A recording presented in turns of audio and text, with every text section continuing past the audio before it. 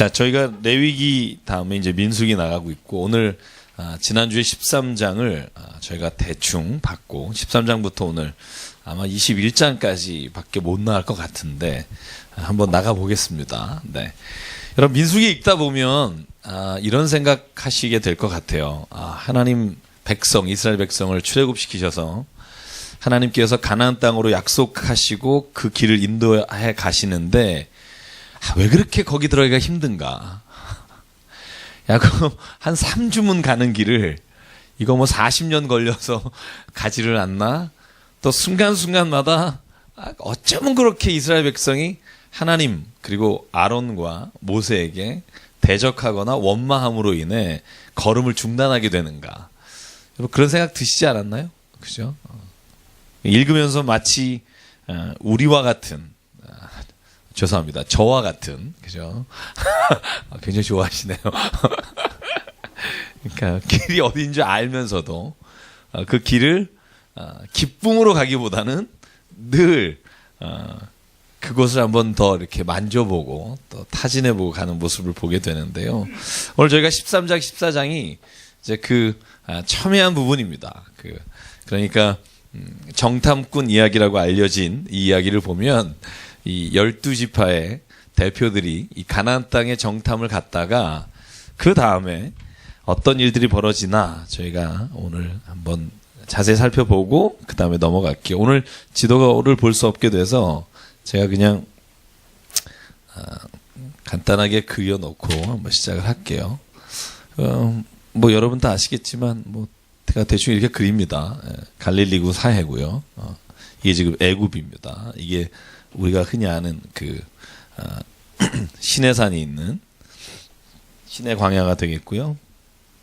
오늘 그러니까 출애굽 고센 땅에서 출애굽해서 시내산에서 십계명을 받고 율법을 받고 다시 올라가서 이 가네스 바네아라는 곳이 요 이스라엘 사해에 조금 많이 떨어져 있는, 그러니까 이스라엘의 거의 남쪽 끝이라고 말씀을 드렸고요. 여기서 이제 정탐을 가는데, 여러분 오늘 우리가 제가 지도를 다음 주에 이제 정확히 보여드리면서 설명을 드리겠지만, 이스라엘 백성이 원래 약속받은 땅은 요단강의 서편입니다. 그죠? 이 지역입니다. 그죠? 이 지역은 아닙니다. 물론 이 지역은 이스라엘 백성이 거하게 되지만 구체적으로 하나님이 보이신 땅은 이 땅입니다. 그래서 이따가 저희가 19장, 20장, 21장, 22장을 쭉 보면 가네스 바네아 이곳에서 정탐은 여기를 다녀오지만 하나님이 이 광야 가운데 40년을 헤매게 하시고 그 다음에 정복하는 지역이 요단강 동편입니다. 여러분 요단강 동편에 보면 큰 민족이 네 민족이 밑에서부터 있어요. 그래서 오늘 성경을 쭉 읽다 보면 이 사해를 중심으로 해서 이 남쪽의 이쪽 지역의 시작이 에돔입니다. 이 에돔 원래 가나안 땅에 자리 잡고 있었던 이 동편에 있는 곳이 에돔입니다. 그 다음이 모압입니다. 그 다음이 암몬입니다. 그 다음이 아몰입니다. 그래서 성경을 보시면 19장부터 에돔에게 우리가 좀 지나가자. 그러니까 절대 못 지나간다. 그리고 모압 땅을 지나가는데 그곳에서 또 이스라엘 백성과 모압 사람들이 다투게 되고요. 다시 암몬은 정확히 나오진 않지만 이 아모리와 전투를 하게 되고 전쟁을 합니다. 그러자 나중에 이 지역을 그러니까 다 점령하며 간 게 아니라 지나간 겁니다. 그러니까 나중에 또 전쟁을 치르게 돼요. 그래서 여러분 우리가 민수기 22장에 보서 24장까지 보면 이 선지자 발람의 이야기가 나오죠. 그게 모압 왕 발락이 선지자 발람을 데려다가 이스라엘 백성을 저주하려고 했는데 오히려 발람이 하나님의 말씀을 듣고 이스라엘을 축복하는 아주 희한한 나귀가 갑자기 말을 하는 이런 얘기가 나오는 게 무슨 슈렉 같죠. 그게 민수기 22장입니다. 그래서 오늘 저희가 읽는 장면은 어디냐 하면 13장, 14장은 여기입니다. 가네스 바네아. 요 지역에서 이제 정탐꾼 12명이 간 겁니다. 지난주에 제가 대충 설명을 드렸기 때문에 오늘 이 말씀을 읽으면서 제가 한번 나누고 싶은, 또 집중적으로 보고 싶은 부분이 어디냐 하면 12명 가운데 10명은 부정적인 보고를 했다고 말씀드렸고요. 2명만, 여호수아와 갈렙만이 그 땅은 우리에게 주신 하나님의 땅입니다, 이렇게 고백을 했다고 말했죠. 자, 10명은 뭐라고 말했죠? 우리는 그들 앞에서 메뚜기다. 그죠? 지난주에 유재석 말씀드렸고요. 근데 여호수아와 갈렙은 뭐라 그래요? 그들은 우리의 밥입니다. 이게 참 사람이요, 똑같은 걸 어떻게 보느냐에 따라 그 사람 앞에 우리가 메뚜기라고 보는 사람이 있고, 하나님의 눈으로 보니까 그들이 우리의 밥이라고 보는 사람이 있고. 여러분, 저와 여러분이요, 이 믿음을 가지고 산다는 거 지난주에 제가 주일 설교 말씀에 드렸지만 이 꿈을 가지고 사는 겁니다. 그러니까 내가 가지고 있는 생각과 내가 가지고 할 수 있는 안에서의 결정이 아니라 하나님을 믿고 하나님 안에서 결정하는 것으로 바라보는 게 믿음이라고 저는 믿고요. 그게 황당한 게 아니라 성경을 보면 하나님 안에서 정말 구체적으로 꿈꾸는 것이 하나님께는 아무것도 아닌 일이 될 수 있다는 겁니다. 보실까요? 거기 안악자손과 거인들이 있다고 13장 28절에 나옵니다. 뭐 여러 번 반복됩니다만 이 거인족들이 그곳에 있었다는 것, 그것을 모르는 게 아니지만 30절에 보면 갈렙이 이제 보고하는 부분이 있습니다. 갈렙이 모세 앞에서 백성을 조용하게 하고 이르되 우리가 곧 올라가서 그 땅을 취하자 능히 이기리라. 그랬더니 갈렙을 잡아먹으려고 달려듭니다. 그와 함께 올라갔던 사람들은 말하기를 우리는 능히 올라가서 그 백성을 치지 못하리라. 그들은 우리보다 강하니라. 33절, 거기서 네피림 후손인 아낙 자손의 거인들을 보았나니 우리는 스스로 보기에도 메뚜기 같으니 그들이 보기에도 그와 같았을 것이다. 그들이 우리를 메뚜기로 봤을 거다. 여러분, 이 말을 다 듣고 난 다음에 14장 1절부터 오늘 말씀을 같이 읽으려고 합니다. 3절까지 함께 읽을게요. 시작. 온 회중이 소리를 높여 부르짖으며 통곡하였더라.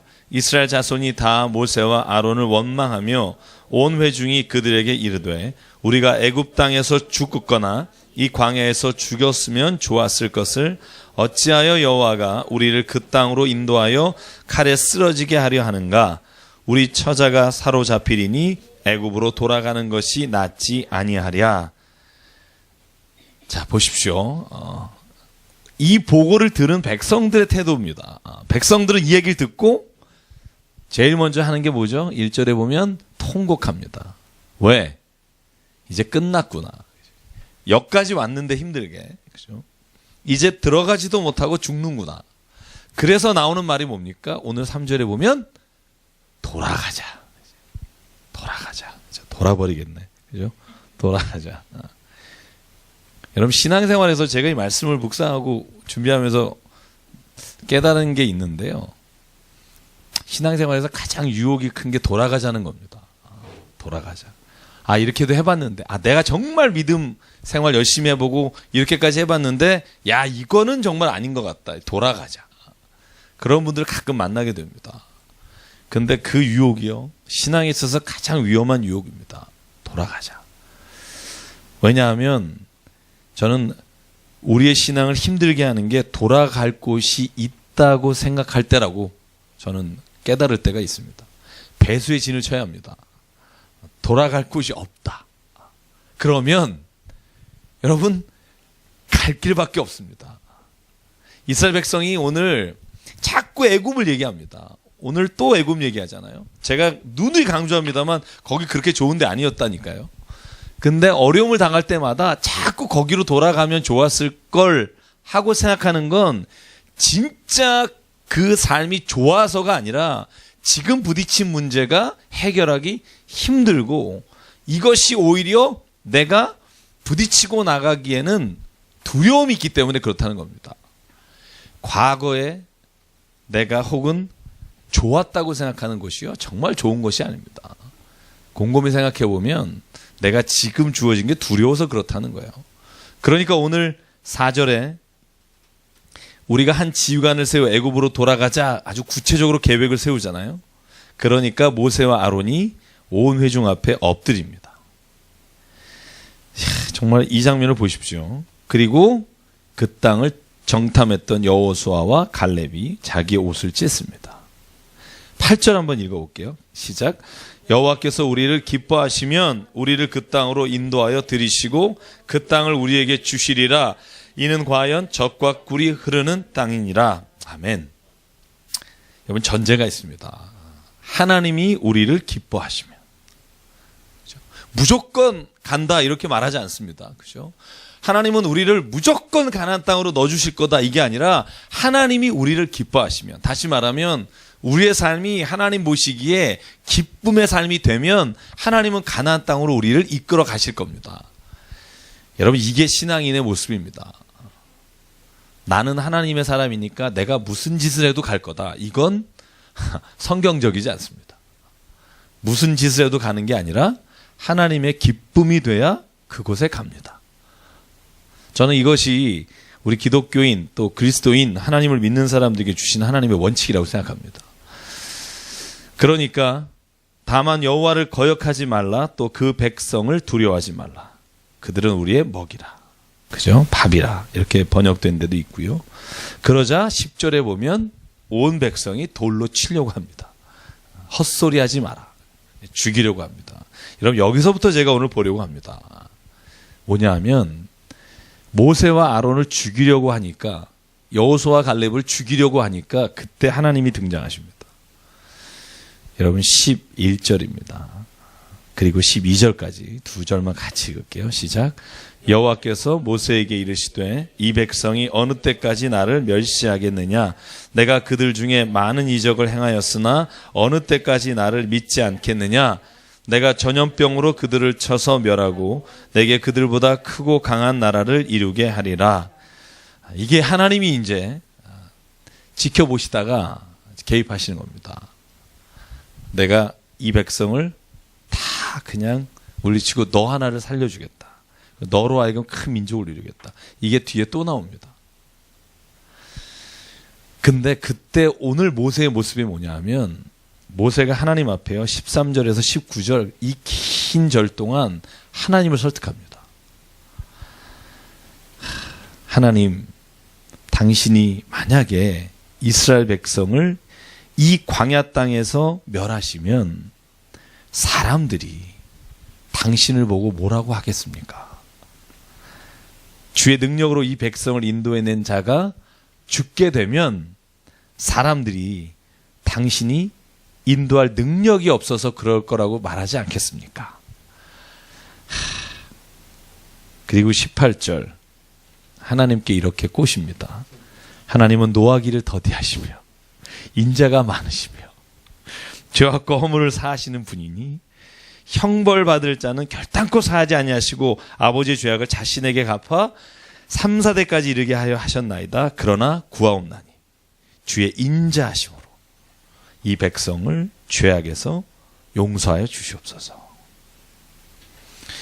저는요, 여기 한번 보실래요? 그 모세가 백성들에게 칭송받고 백성들에게 늘 존경받고 막 이걸 누리고 있기 때문에 이 백성을 향해서 그렇게 하나님에게 자비를 권유하는 게 아니라 지금 돌을 들어서 죽이려고 하는 게 자기잖아요.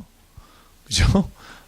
자기를 죽이려고 하는 사람을 향해서 하나님 앞에 무려 제가 지금 읽은 것, 이따 16장까지 보면 5번 이상을 자기의 목숨과 생명책에서 제하여 달라, 혹은 하나님, 당신이 하나님이신데 이 백성을 그대로 죽이시겠습니까? 라고 하나님 앞에 절규하면서 죄를 사해달라고 용서하는 것만 6번, 5번, 6번이 나옵니다.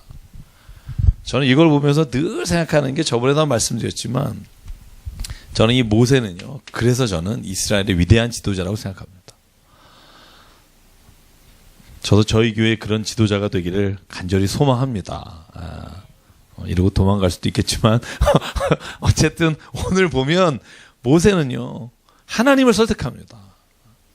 여러분, 기도는 저는 그렇게 생각해요. 하나님 전지전능하시고 하나님이 무소부재하시고 이런 거 우리가 다 알지만, 그런 하나님의 인격적인 분이라고 저는 생각해요.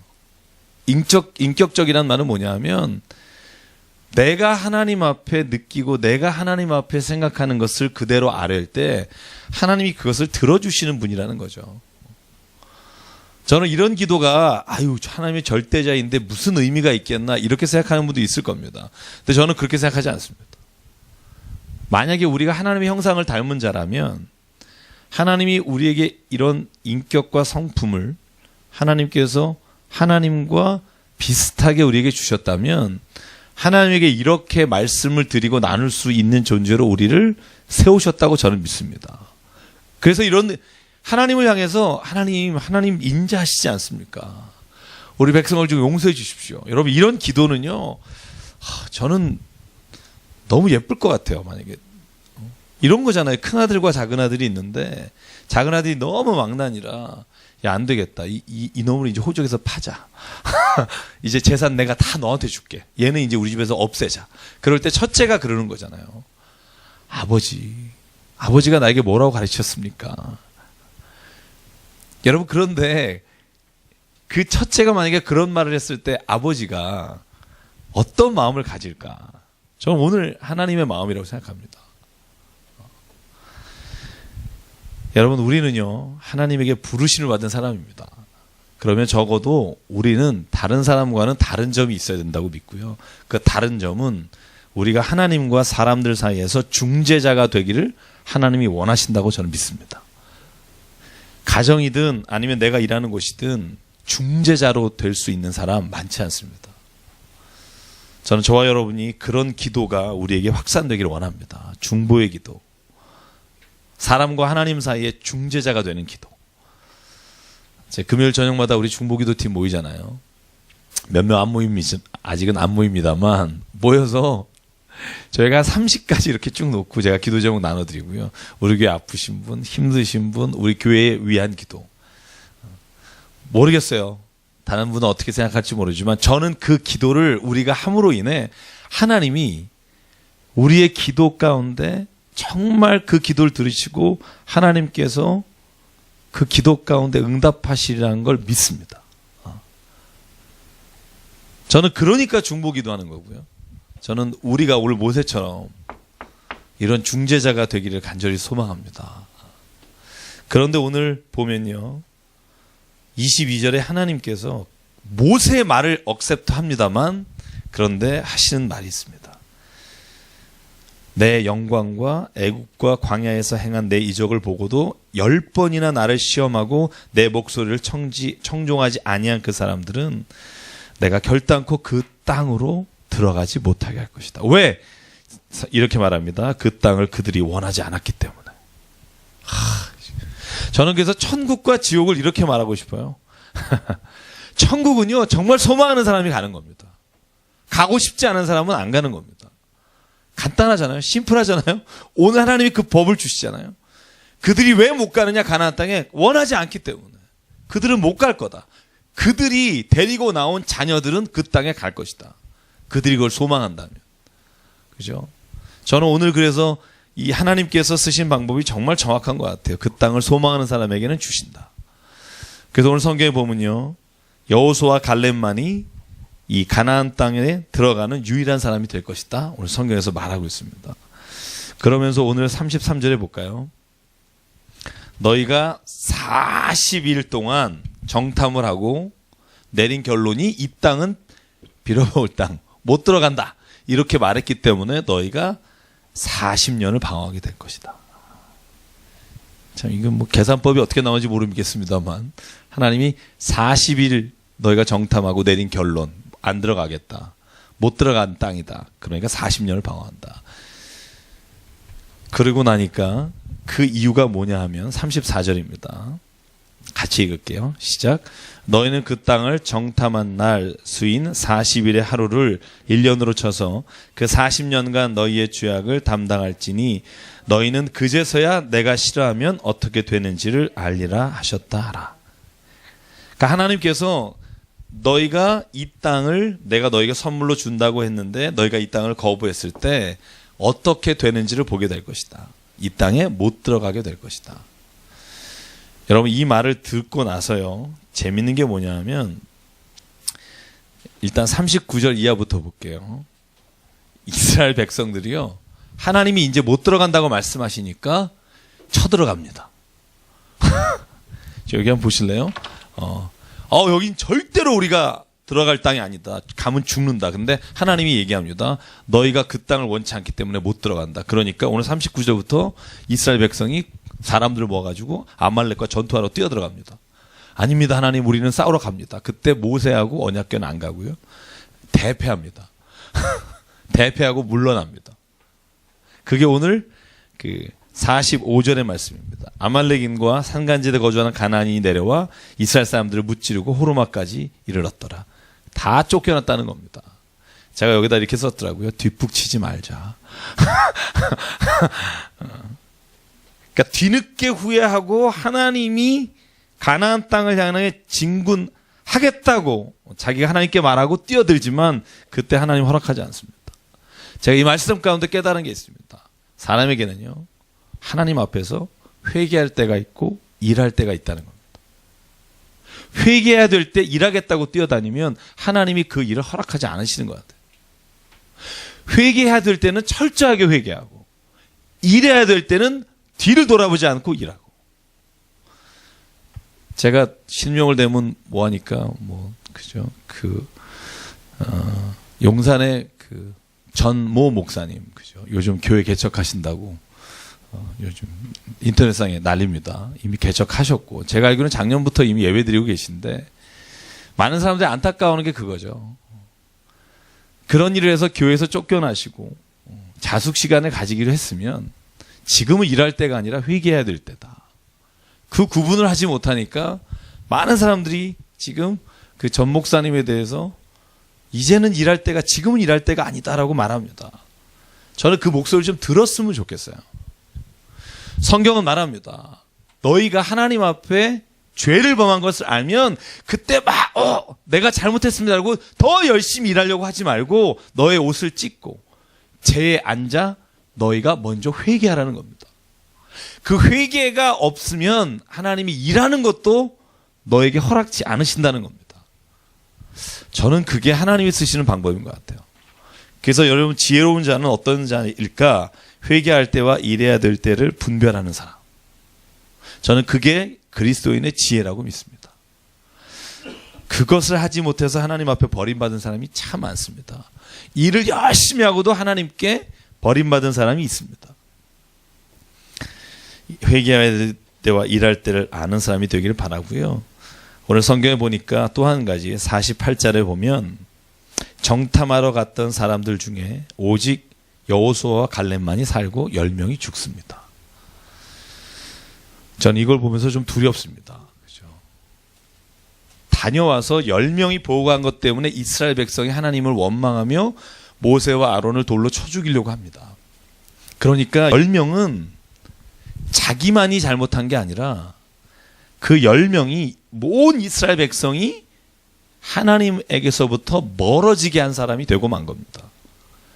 그래서 그들이 먼저 이 일을 행한 다음에 죽게 됩니다. 저는 이 장면을 보고요, 무슨 생각을 하냐 하면, 우리가 하나님 앞에서 어떤 사명을 받은 사람이라면 책임이 더 크다는 겁니다. 목회자도 마찬가지고요. 우리가 그 일을 감당했다면 나뿐만이 아니라 함께하는 사람이 죽을 수도 있다는 것을 두려운 마음으로 봐야 한다는 겁니다. 오늘 그게 굉장히 중요한 것 같아요. 여러분 혹시 뭘 맡으신 분이 계시면, 여기 볼 때 다 맡으신 분 같은데 당신의 판단이 많은 사람을 죽일 수도 있습니다. 신앙적으로. 그러니까 늘 깨어서 기도하고 말씀을 읽고 늘 하나님이 무엇을 원하시는지를 기대하는 마음이 있어야 우리의 잘못된 판단으로 사람을 잘못된 길로 인도하지 않을 수 있다는 겁니다.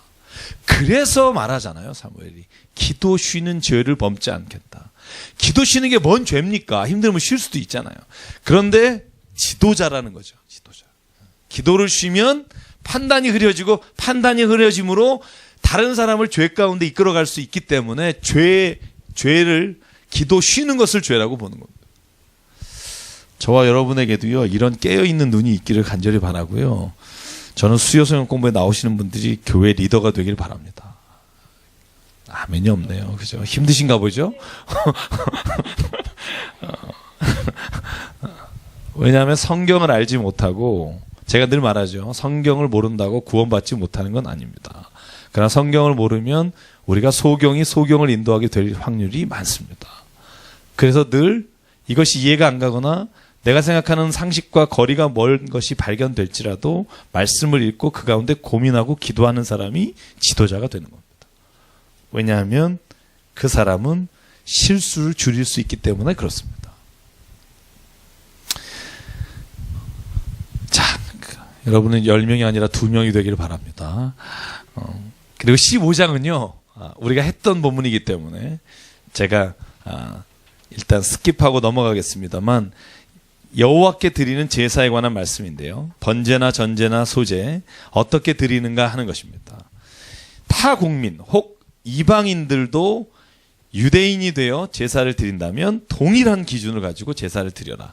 제가 레위기에서 말씀을 드렸고요. 제가 하나만 볼게요. 15장 32절 안식일법에 관한 것입니다. 안식일을 지키지 않는 자, 안식일에 나무를 하는 자를 발견했습니다. 그 사람을 죽여라.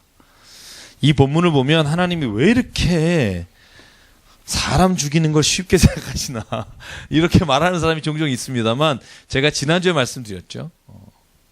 하나님께서 6월절법에 6월절 기간에 여행을 가거나 혹 자신이 정결 예식을 치르지 못해 불결한 자라면 한 달 뒤에 다시 6월절을 지키게 기회를 주셨다.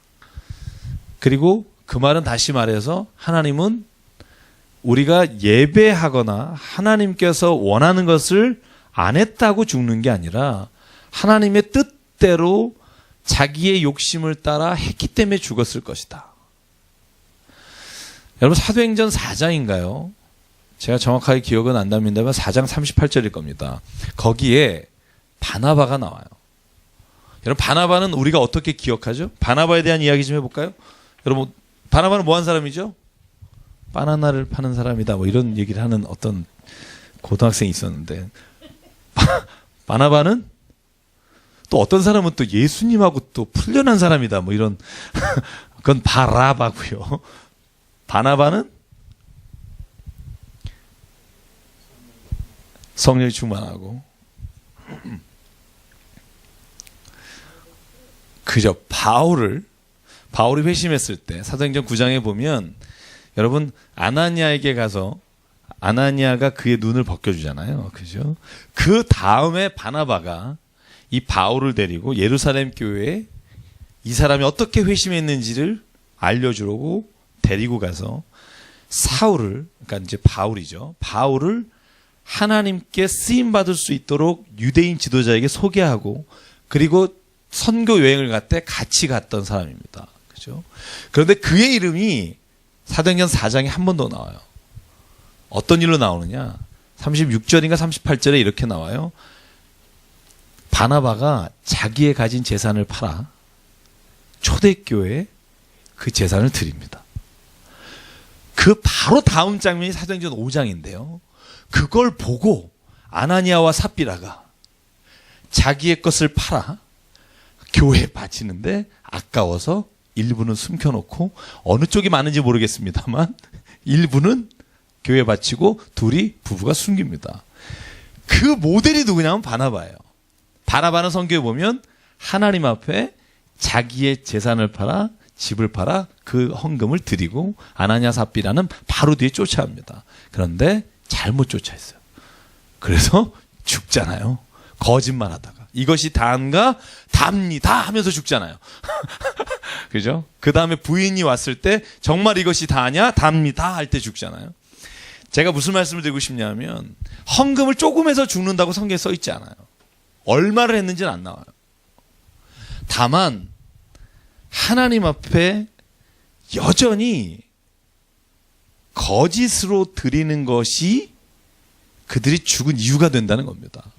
어떤 분들은 그런 생각 가질 거예요. 아니, 그래도 헌금을 했는데 왜 죽이까지 하시나. 저도 그런 생각을 해봐요.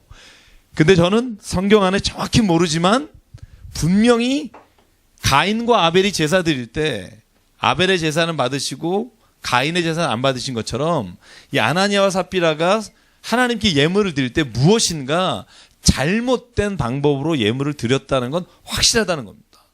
왜냐하면 하나님은요, 단지 그들이 바친 헌금이 혹은 예물이 작기 때문이나 무가치해서 죽인 게 아니라 거짓으로 하나님을 속였기 때문에 이 두 사람이 죽게 되잖아요. 제가 이 장면을 보면서 깨달은 게 그겁니다. 구약에도요, 그 사람이 어떤 이유로 죽게 된 건 그 행위 자체 하나만이 아니라는 거예요. 왜냐하면 똑같은 행위를 했을 때 어떤 사람은 죽고 어떤 사람은 안 죽습니다. 그렇다면 그 이유는 분명히 하나님에게는 있다는 거죠. 그게 무엇인지는 성경에 안 나오는 부분들이 굉장히 많습니다만 저는 성령 안에서도 하나님을 속이면서 하는 일은 하나님이 결코 기뻐하지 않으신다. 그래서 저는 오늘 이 안식일법 그리고 그 다음에 그 옷단 귀에 다는 술이라는 그 대목이 나오죠. 그 모든 이스라엘 백성은 옷단 귀에 술을 만들어 달아라. 왜냐하면 이 술을 볼 때마다 너희가 하나님의 율법과 계명을 기억하라.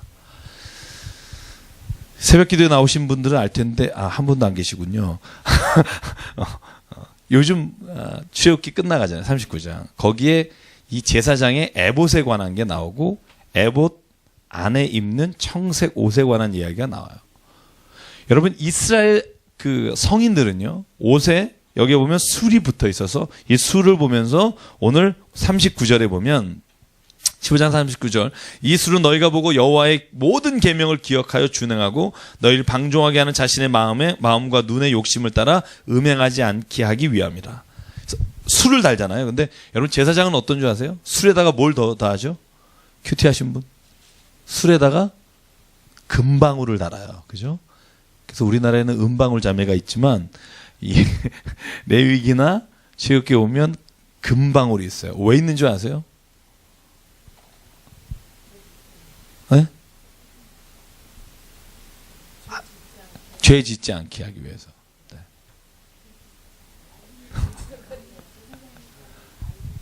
제사장이 그죠? 어딜 가는지 알리는 기능. 또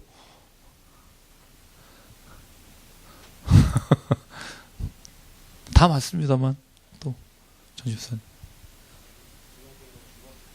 그죠? 그 나답과 아비후가 죽었을 때, 그러니까 이 보통 사람은 술을 달지만 그 술과 술 사이에 다 방울을 달아서 제사장이 걸을 때마다 딸랑딸랑딸랑 소리가 들고 이건 순금으로 만들었습니다. 그런데 그렇게 하는 이유는 여러분 성막에 들어갔을 때 제사장만 들어가잖아요. 그런데 밖에서 들을 때 딸랑딸랑딸랑 소리가 안 나면 뭔가 일이 생긴 겁니다. 그런데 성경에 구체적으로 나오는 게 나답과 아비후가 하나님의 불이 아니라 다른 불을 가지고 들어갔다가 거기서 둘이 죽었잖아요.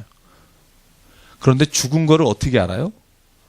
딸랑딸랑 소리가 안 납니다. 그러니까 모세가 아론이 그곳에 사람을 제사장을 보내서 그들을 뒤로 끌고 나옵니다. 그죠? 이 말을 다시 말하면 여러분 하나님께서는요, 우리가 하나님의 말씀에 청종하기만을 원하시는 게 아니라 우리가 가는 곳마다 그런 기능 있잖아요. 우리가 가는 곳마다 하나님이 우리와 함께 하신다는 증거를 늘 가지고 살아가기를 원하신다는 거죠. 여러분 부담스러운 말이죠.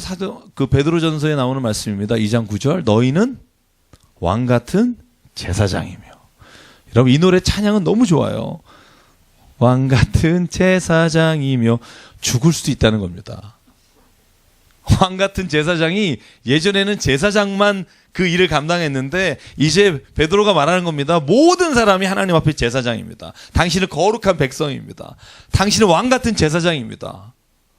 야, 이건요 여러분 오히려 기쁨이 돼야 하는 게 아니라 굉장히 두렵고 떨리는 일입니다. 여러분 이런 말 하죠.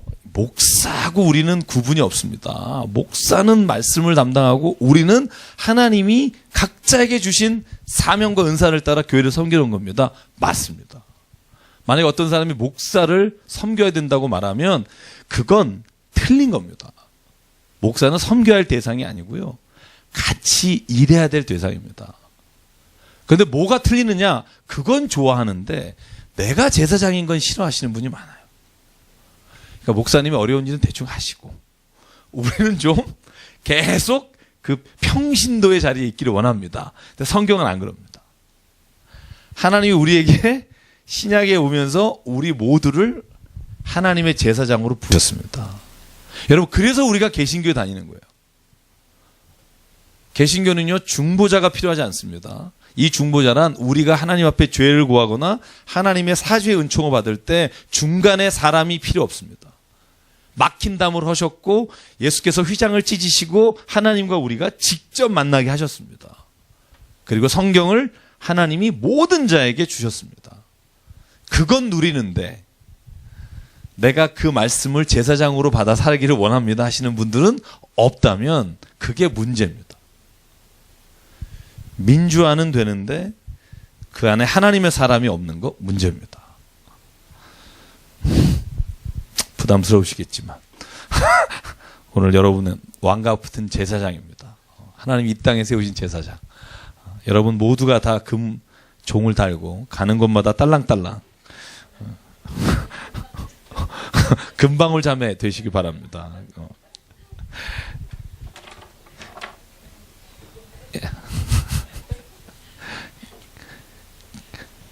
그런데 오늘 좀 그 다음에 나오는 본문이요. 16장, 17장이 여러분 읽으셨겠지만 조금 부담스럽기도 하고 그럼에도 불구하고 반드시 알아야 될 본문입니다. 여러분, 제가 퀴즈 낼게요. 아론은요, 레위 지파입니다. 그죠? 모세의 형이죠. 그죠? 모세의 아버지, 아론의 아버지가 이름이 뭐죠? 뭐 모르셔도 뭐 천국 가시는데 뭐 전혀 문제는 없습니다만, 네? 이드로는 이제 장인어른이고요. 그죠? 그래도 그걸 아시는 게 어디예요? 그죠? 르웰 혹 이드로. 그죠? 호밥이라는 건 처남일 수 있다 말씀드렸고요. 기억하시는 게 어디예요? 이름이 아므람입니다. 아므람. 모세와 아론의 아버지의 이름. 어머니는 알잖아요, 우리가. 그렇죠. 요게베. 네. 여러분, 이 사람들이 다 레위 지파거든요. 제가 예전에 그 유다라고 한번 잘못 얘기한 적이 있는 것 같은데, 레위 지파인데, 이 레위 지파 중에 여러분 누구만 제사장이 돼요? 누구만 제사장이 돼요? 이건 심각한데? 출애굽기에서 수십 번 얘기했는데, 아론과 그 아들만, 그죠? 아론과 그 아들만 제사장이 돼요. 오늘 나오는 얘기는 고라나 다단이나 아비람 이야기는요, 잘 보시면 고라라고 하는 사람과 다단과 아비람 그리고 온이라는 사람이 나오는데 온은 중간에 없어져요. 어떻게 되는지 모르지만 어쨌든 4명입니다만 반란은 이렇게 해요. 이 반란이 근데 뭐냐면 고라라는 사람이 어떤 사람이냐면 아버지 이름이 누구예요? 성경 보시면 1절에 16장 1절. 자, 이스할. 그죠? 이스할. 자, 그 할아버지가 누구로 돼 있어요? 고핫이라고 돼 있죠. 그죠? 고핫의 손자 이스할의 아들 고라입니다. 그런데 이스할은 자, 레위의 몇 번째 아들이냐? 좀 복잡합니다. 여러분, 레위가 야곱의 12아들 중에 하나라는 거 기억하시죠? 창세기 35장. 그죠? 레위가 세 번째 아들이죠? 그죠? 르우벤, 시므온, 레위, 유다. 그죠? 이 네 사람은 누가 낳았죠? 레아가 낳았죠? 자, 반복합시다. 그죠? 근데 레위가 첫 번째 아들을 낳았는데 그 사람이 아므람이고요. 두 번째가 이스할입니다. 그러니까 이스할은 둘째의 아들 고라가 손자입니다. 그죠?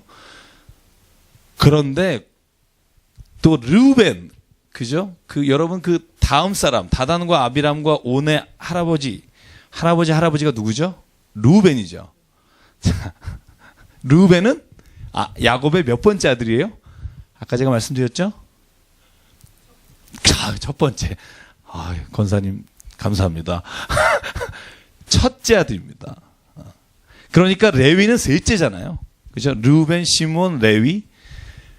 르우벤이 첫째 아들이고 여기에 나온 세 사람이 다 이 첫째 아들의 그죠? 계통에 있는 집입니다. 이 사람들이 왜 반란을 일으켰을까? 왜 니네만 제사장 하냐 이겁니다. 왜? 우리는 어차피 레위 같은 아들이다. 아므람이나 이스라엘. 르우벤은요, 우리가 첫째 아들이다. 첫째 아들이 왜 제사장 직분을 못하고 왜 우리는 성막에도 들어가지 못하느냐? 고라는 왜 우리가 같은 레위 지파인데 너네만 제사장 하냐? 그리고 오늘 성경에 뭐라고 말해요? 3절입니다. 같이 읽을게요. 시작. 그들이 모여서 모세와 아론을 거슬러 그들에게 이르되 너희가 분수에 지나도다 회중이 다 각각 거룩하고 여호와께서도 그들 중에 계시거늘 너희가 어찌하여 여호와의 총회 위에 스스로 높이느냐. 그러니까 모세와 아론, 특히 모세는 제사장 직분도 없고 아무것도 없어요. 그냥 아론을 향해서 하는 말입니다. 너가 분수에 지나치다 우리를 왜 이끌고 가느냐. 그랬더니 모세와 아론이 너희가 어떻게 하기를 원하느냐? 그랬더니 모든 향로를 모세가 가져오라고 합니다. 가져와서 250명이 여기에 같이 지도자급 되는 사람 250명이 같이 그 일을 하는 겁니다. 그랬더니 향로를 가져다가 250개의 향로를 쫙 놨습니다. 그런데 여러분 모세의 말을 보십시오. 9절입니다. 같이 읽죠. 시작. 이스라엘의 하나님이 이스라엘 회중에서 너희를 구별하여 자기에게 가까이 하게 하사 여호와의 성막에서 봉사하게 하시며 회중 앞에 서서 그들을 대신하여 섬기게 하심이 너희에게 작은 일이겠느냐. 그러니까 모세는 이런 겁니다. 레위 지파로서 성막에서 섬기는 일이 작은 일이 결코 아니지 않느냐. 제사장 일은 하나님이 맡기셨는데 이 제사장 일을 그렇다고 다 할 수는 없는 거 아니냐. 맡기신 것에 대해서 너희가 감사함과 기쁨이 아니라 너희가 어찌하여 하나님 앞에 하나님이 제사장으로 삼은 사람을 너희가 끌어내리려고 하느냐. 그러면서 이 250개의 향단을 갖습니다. 향로를 갖다 놓으니까 여러분 여기에서 어떤 일이 일어나는 줄 아시죠? 250개의 향로가 그곳에서 불이 나와서 250명이 다 죽습니다. 무서운 일입니다. 그래서 목사님들이 주로 이 본문 이렇게 설교합니다. 목사한테 대적하다가 죽은 사람이 많다. 조심하십시오. 이게 그런 말이냐? 그걸로 주시려고 한 말이 아닙니다. 이 본문은요, 저는 이 본문을 읽을 때 이런 말씀으로 기도하며 읽었어요. 뭐냐면 하나님이 내게 주신 달란트와 내게 주신 직분이 얼마나 귀한가를 봐야 한다.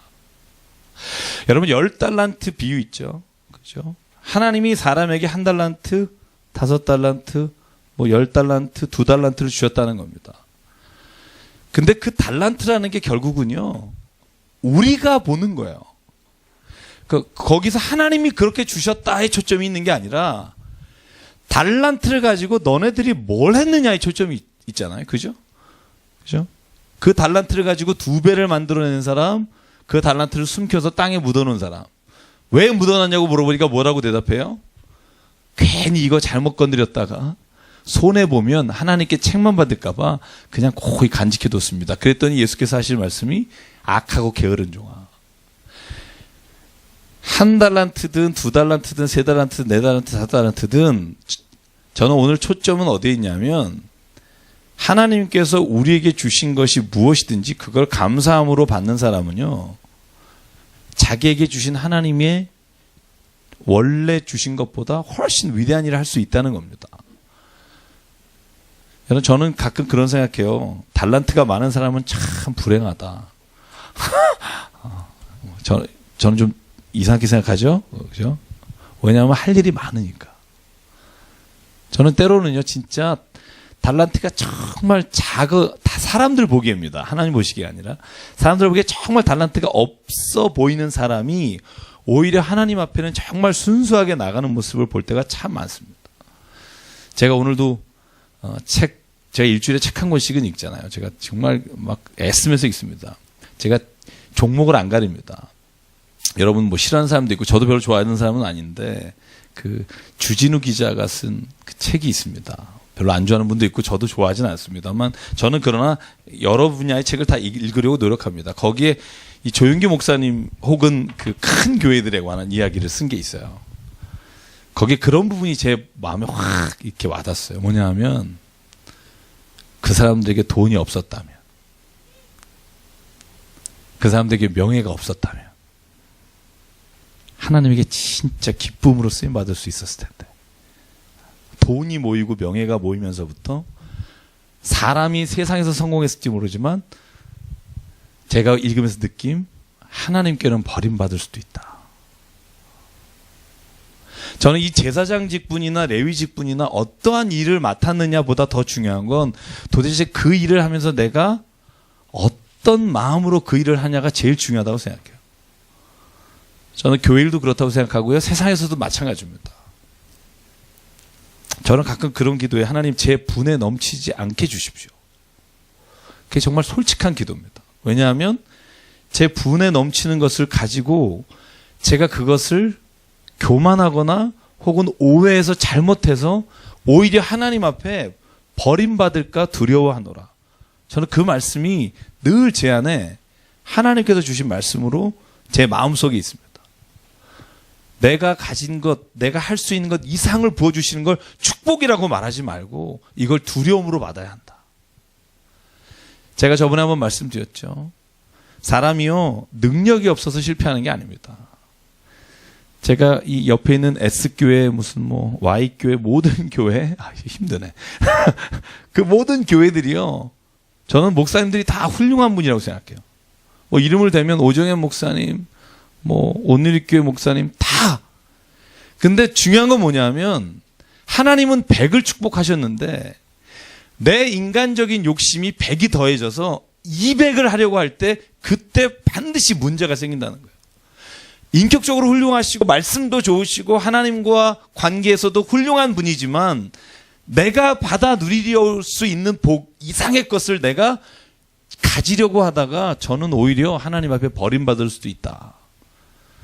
저는 우리 교회에게도 마찬가지라고 생각해요. 우리가 할 수 있는 일을 가장 기쁘고 신나고 아름답게 하는 게 하나님이 주신 복을 누리며 사는 사람의 삶이라고 생각합니다. 없으면 없는 대로, 있으면 있는 대로. 여러분, 있으면 더 피곤하다니까요. 근데도 하나님이 내게 비전을 주셨을 때는 늘 기도해야 합니다. 하나님, 이 꿈이 진짜 하나님의 꿈이 되기를 원합니다. 내 욕심이 이것을 다치지 않게 도와주십시오. 그래서 주변에 나를 찌르는 자가 있어야 돼요.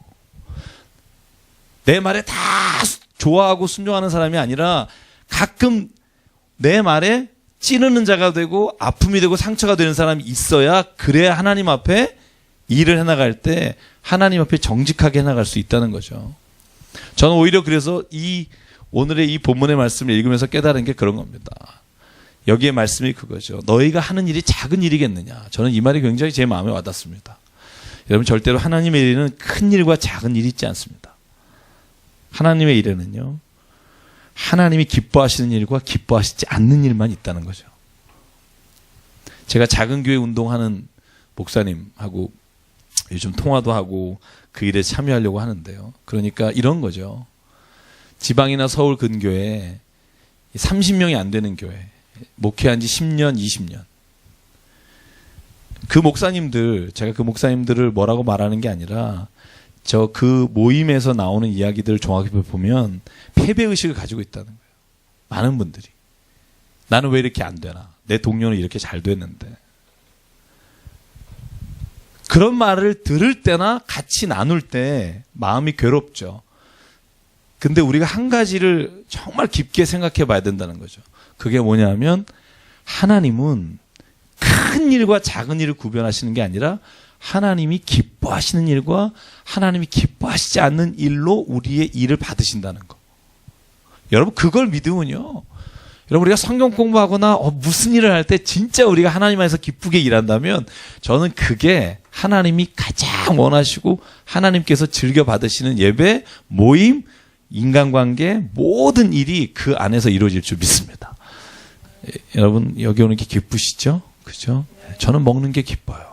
그래서 정말 우리가 이 안에서 무슨 일을 하든지 하나님의 기쁨이 되기를 원합니다. 그러면 그 자리가 천국입니다. 그리고 그 천국을 내가 느낄 때 어딜 갔어든지 그 천국을 사람들에게 소개해주고 싶지, 내가 모였을 때 그 천국을 느끼지 못하는데 어디 가서 내가 하나님의 이름으로 누군가에게 예수님을 전하고 싶겠습니까?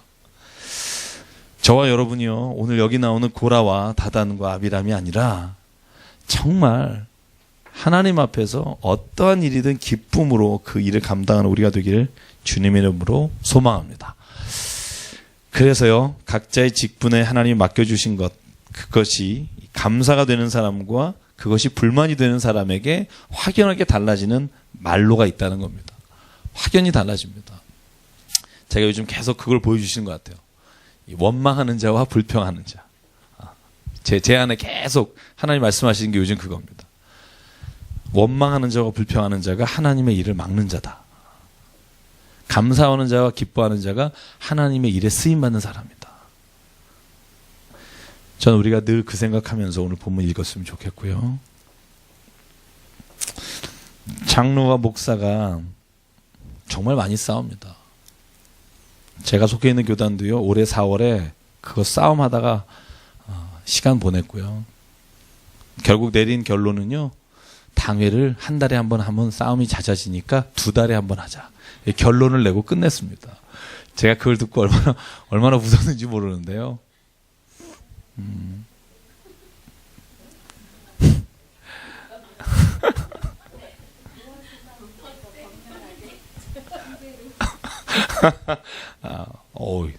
한번 모였을 때 크게 한판. 여러분, 그래서요, 목사와 장로 혹은 이 직분이 견제가 되고 싸움이 되니까 교회에 목사님도 기쁘게 하실 수 없고 장로님도 기쁘게 하실 수 없는 거예요. 제가 그 말을 듣고 좀 마음이 허전했습니다. 언제까지 이렇게 돼야 할까? 그죠? 물론 목사님들이 잘못된 것 때문에 장로님들이 목사를 감시해야 되고, 장로님들이 또 무슨 일을 할까 봐 목사가 또 보고, 이런 대립관계가 있을 수 있다고는 생각하지만 그게 얼마나 비참한가. 그죠? 서로가 서로를 정말 기뻐하고 존중하고 그러는 곳이 교회야 하는데, 교회가 그러지 못할 때 여기에 일어나는 결과는요, 비참합니다. 14,700명이 죽습니다. 14,700명. 이 일로 인해서. 49절 보실래요? 중간 생략하고 보죠. 고라의 일로 죽은 자 외에 연병에 죽은 자가 14,700명이었더라. 하나님 왜 죽였어? 이게 아니라 사람들의 욕심과 원망과 불평이 사람들 사이에 죽음을 낳습니다. 여기 일어나는 중간중간의 일들이 참 많습니다만 제가 그 일은 좀 생략할게요. 생략하고. 어쨌든 오늘 하나님께서는 그 향로, 그 250명이 가졌던 그 향로를 모아다가 그 향로로 제단을 만듭니다. 그리고 말하십니다. 제발 잊지 마라. 너희가 원망하며 너희가 서로를 불평할 때 너희들에게 어떤 일이 일어났는지를 너희가 이것으로 알아라. 저는 이 말이 굉장히 오늘날에도 하나님께서 우리에게 원하시는 일이라고 생각하고요. 또 45절 보실래요? 하나님 앞에 모세가 또 간구합니다. 자, 같이 읽죠. 시작. 너희는 이 회중에게서 떠나라. 내가 순식간에 그들을 멸하러 하노라 하심에 그 2사람이 엎드리니라. 이에 모세가 아론에게 이르되 너는 향로를 가져다가 제단에 불을 그것에 담고 그 위에 향을 피워 가지고 급히 회중에게로 가서 그것을 위하여 속죄하라. 여호와께서 진노하셨으므로 연병이 시작되었습니다. 모세가 또 하나님 앞에 회개하며 엎드립니다. 이 백성을 주님 용서해 주십시오. 왜냐하면 그 일이 있고 난 다음에 백성들이 또 모세와 아론을 죽이려고 원망하며 다가올 때, 그때 하나님께서 나타나셔서 또 14장과 똑같은 이야기를 하실 때 모세가 무릎을 꿇습니다. 그러자 연병이 그치고 하나님께서 모세와 아론을 그들의 지도자로 세우신 것을 확인시켜 주는 게 17장입니다. 그래서 이 17장이요. 여러분 그냥 참고로 알아두십시오. 왜 우리가 법궤 안에 들어가는 것 중에 3개가 있다 그랬죠. 하나가 만나, 광야에서 하나님이 인도해 주신 거. 두 번째가 돌판, 그죠? 십계명의 돌판. 세 번째가 그냥 지팡이가 모세의 지팡이가 아니라 왜 아론의 쌍난 지팡이일까? 궁금하시지 않았어요? 아론의 쌍난 지팡이, 그죠? 그게 17장에 나옵니다. 민수기 17장에 각 지파마다 지팡이를 하나씩 12개를 가지고 지성소 안에 넣어라. 모세야, 그 지성소 앞에 놨을 때 12개의 지파의 지팡이에서 어떤 것이 싹이 나는지, 왜냐하면 마른 지팡이거든요. 짚고 다니는 그 싹이 나는 지팡이가 이스라엘의 제사장의 지팡이다. 하나님이 이렇게 확인을 해 주십니다. 그때 레위 지파의 지팡이에는 아론의 이름을 써라. 그래서 레위 지파의 지팡이로 나온 것이 12개 중에 아론의 이름이 써 있는데 그 아론의 지팡이에서 싹이 났습니다. 그래서 하나님 말합니다. 이 아론의 지팡이를 증거로 삼아 이것을 지성소 안에 두어라. 그래서 법궤 안에 이 아론의 쌍난 지팡이, 다시 말하면 하나님의 기적을 보여주신다기보다는 하나님께서 이스라엘 백성의 지도자로 세우신 아론에게 하나님이 인치시는 장면이 바로 이 아론의 쌍난 지팡이입니다. 그래서 17장 6절에 보면 모두 12이라 지팡이가 그 중에 아론의 지팡이가 있었더라. 그리고 그 아론의 지팡이가 살구 열매가 열렸더라. 17장 8절이죠. 그래서 이것으로 인해 하나님이 이스라엘을 이끌어가는 사람의 지도자 되는 것을 하나님께서 확인시켜 주십니다. 자, 오늘 요까지만 저희가 같이 하고요. 질문을 받고 오늘 서울역에 저희가 가서 우리 봉사를 해야 되기 때문에 오늘 요까지만 하도록 할게요. 여러분 혹시 근데 이 살구가 굉장히 많이 나오죠. 성경에. 그죠? 살구하면 대표적으로 떠오르시는 게 뭐죠? 금초 때에 모든 게 살구입니다. 그죠? 그래서 살구 꽃 모양으로 금초 때 그렇게 6개씩 가운데 줄기까지 7개를 하고 또 여기에도 살구 열매가 나와요. 살구. 예레미야 1장 12절에 보면 하나님께서 환상을 보이세요. 예레미야에게. 이 환상은 뭐냐면 바벨론에게 멸망한 다음에 하나님께서 이스라엘 백성을 다시 회복시키는 상징으로 뭘 보여주냐면 살구나무를 보여주세요. 살구나무가 피어난다. 왜 그럴까? 이 살구나무는요, 유대인에서 그 이스라엘 땅에서 겨울이 지나면 가장 먼저 피는 꽃이 살구꽃이랍니다. 잎이 3개고. 그래서 이 살구꽃의 의미는 첫째, 부활의 의미가 있어요. 다시 핀다. 살아난다. 그래서 예레미야에게 살구나무 가지가 무엇이 보이느냐? 살구나무가 보입니다. 너희가 본 것처럼 여호와의 율법을 지켜라. 그러면 여기에서 또 여호와의 율법을 지켜라 하는 말처럼 살구꽃은요, 살구라는 단어가 제가 히브리어를 찾아보니까 샤케르라는 단어입니다. 사케트라는 단어. 근데 이 사케트라는 단어가 동일한 발음이 되는 단어가 동사가 있는데 그게 뭐냐면 지키다라는 뜻입니다. 지키다. 그래서 예레미야 1장 12절에는 살구꽃이 보입니다. 살구나무가 보입니다. 그 살구나무처럼 여호와 율법을 지켜라. 이게 같은 단어에 발음되는 것들을 연결시켜서 했고, 그래서 살구꽃 그러면 하나님의 말씀과 약속을 지킨다는 의미하고, 그 다음에 이스라엘에서 가장 먼저 피는 꽃, 그래서 부활과 생명 의미하는, 그래서 살구꽃과 살구나무가 하나님의 성막 안에 들어가는 기물에 쓰이고, 그 다음에 아론 쌍난 지팡이에 난 게 살구꽃입니다. 그래서 어떤 분은 이 사케트가 살구가 아니라 아몬드다 이렇게 원어를 전공하신 분들은 그런 얘기들을 하는데, 어쨌든 그런 의미를 가지고 있다는 걸 아셨으면 좋겠고요. 오늘 요까지 하죠. 18장부터 하려면 지도가 있어야 되고요. 그래서 지도를 여러분에게 보여드리면서 다음 주에 하겠습니다. 혹시 질문 있으세요? 오늘?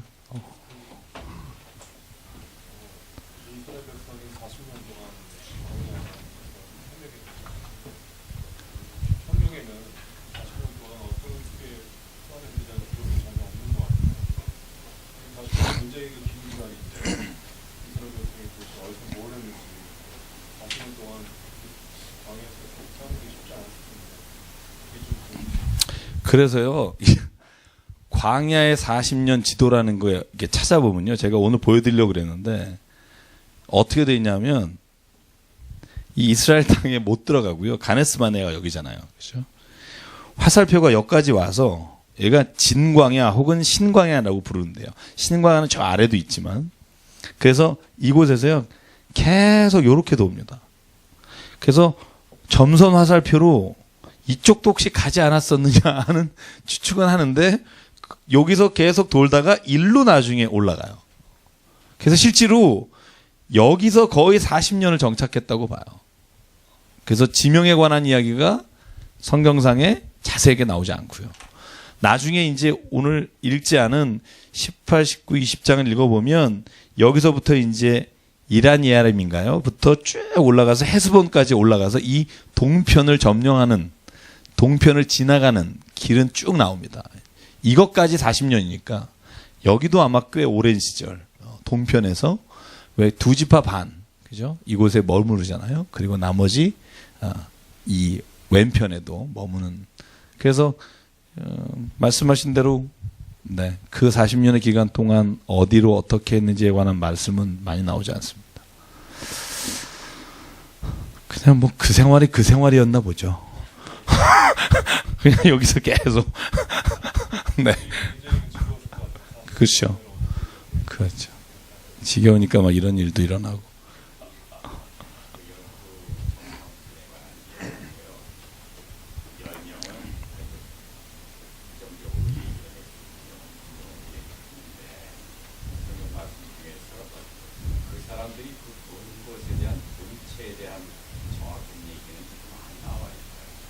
나오죠. 네. 보고서에. 네. 보고서에 나온 것은 긍정으로 받고 긍정으로 받는데 그 신체라고 하는 것이 그분들이 긍정으로 보는 게 분명히 맞는 것인지 긍정으로 보는 게 분명히 맞는 것인지. 제가 13장 21절부터 읽어드릴게요. 이제 거기가 보고서인데요. 그러니까 이제 이건 팩트입니다. 팩트. 어떤 평가를 내린 양쪽 나누기 전에. 이에 그들이 올라가서 땅을 정탐하되 신광야부터 하맛 어귀 르홉에 이르렀고 네겝부터 헤브론에 이르렀는데, 헤브론은 애굽 수환보다 7년 전 세운 곳이라 아낙 자손이 있는 곳이다. 33절. 또 에스골 골짜기에 이르러 거기서 포도송이가 달린 가지를 베어 둘이 막대기에 꿰어 매고 또 석류와 무화과를 따니라. 이스라엘 자손이 거기서 포도를 베었으므로 그곳을 에스골 골짜기라 불렀더라. 그리고 나서 40일 동안 정탐하고 돌아와서 이렇게 말합니다. 그들에게 보고하고 그 땅의 과일을 보이고, 그리고 모세에게 말하기를 당신이 보내서 간 그 땅은 과연 젖과 꿀이 흐르는 땅이니이다. 요게 이제 보고서예요. 네. 근데 이제 이걸 보고, 그러니까 땅은 훌륭하다는 거죠. 땅에 막 포도나 이런 게 두 사람이 메고가고 이제 훌륭한 거죠. 이제 그 다음에 양쪽으로 갈라지는 겁니다. 이걸 보고 근데 아낙 자손이 있고 그 가나안의 7 족속들이 너무나 막강해서 우리는 괜히 올라갔다 뼈도 못 추린다 라는 쪽이고, 두 사람은 아니다. 그 사람들이 겉으로 보기에는 그럴지 모르나 하나님이 우리와 함께 하시면 그 약속한 땅을 우리가 받을 수 있다. 그러니까 이제 여기에 나오는 보고서는 그거죠. 그죠. 그 땅이 굉장히 풍족하다. 그 땅. 정권의 마지막 자기들이 본 내용을 가지고 진술을 했을 때 그 내용이 어떤 게 팩트인지에 대해서는 사실은 모르는데, 제가 지금 질문을 드리고자 하는 것은 팩트를 봤는데 팩트를 본 것에 대해서 이것은 이야기하고 생각했을 때 그 팩트가 하나님과 지시한 내용과 다르다고 했을 때에 거기에서 상충되는 고민은 어떻게 해결해야 그런 고민이 있으신가 보네요. 그렇죠. 팩트는 봤는데 이걸 어떻게 도대체 하나님의 뜻으로 봐야 하느냐, 그죠? 그건 늘 어려운 질문 앞에 쓰는 겁니다만, 저는 첫 번째 구분할 때 그 보여지는 것이 어떤 나하고 연관졌을 때 그것이 내 욕심이 개입됐느냐 안 되느냐가 제일 중요한 것 같아요. 그러니까 때로는 어떤 사실을 봤지만 하나님이 나를 약속하셨다라고 내가 확신이 들 때가 있지만 거기에 진짜 내 욕심이 얼마나 많이 들어가 있는지를 보는 거, 저는 그게 제일 중요하다고 보고요. 그러니까 이거 여기에 국한된 게 아니라 그냥 요즘 우리가 닥치는 문제를 생각하면 저는 늘 그 생각을 합니다. 좋은 게 주어져도 이 좋은 거니까 낼름 받는 게 아니라 이게 정말 하나님이 주신 그 선한 과정을 통해서 온 것이냐 아니면 나에게 유혹으로 오는 것이냐. 제가 요즘 1대1 하는 그 분들하고 나누는 게 이 유혹에 관한 거거든요. 유혹에 관한 거. 그러니까 솔직히 말해서 유혹은 너무 달콤하게 오잖아요. 유혹이 굉장히 씁쓸하면 안 하죠. 근데 너무 달콤하게 오니까 이것을 도대체 어떻게 받아들일 거다 이런 얘기를 나눌 때 성경에 그런 표현들이 있어요. 너희가 이것을 바라볼 때 내 욕심에 의한 것인지 아니면 하나님께서 보여주신 비전에 관한 것인지를 구분하는 눈이 필요하다. 근데 참 그게 어렵다는 거죠. 어렵죠.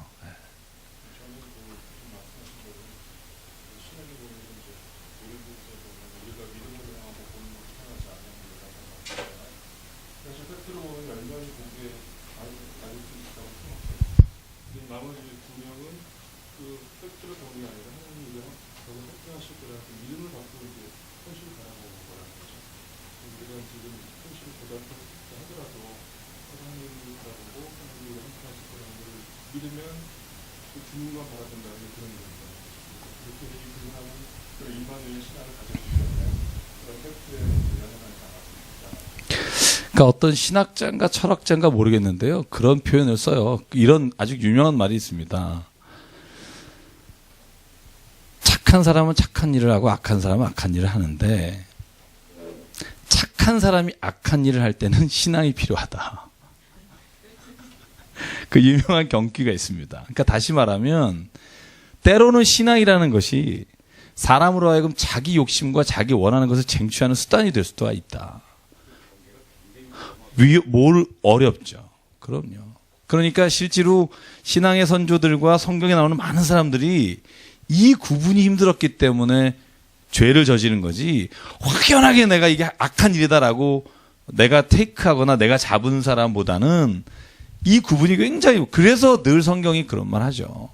말씀 안에 깨어 있어야 된다. 이 말이 참 아무것도 아닌 것 같지만 이거 돈 10,000원을 놓고도 10만 원을 놓고도 이게 진짜 내가 가질 것인지 안 가질 것인지를 고민해야 되고 자녀의 문제에 있어서도 그렇고 많은 문제에 있어서 저는 이것은 뭐 획일적인 답이 있는 게 아니라 하나님 안에서 내가 늘 깨어서 내가 늘 만들어가는 답이 있다고 봐요. 그게 참 어려운 거죠.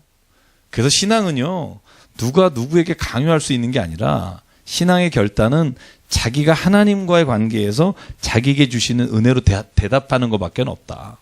저는 그런 생각을 늘 합니다. 네.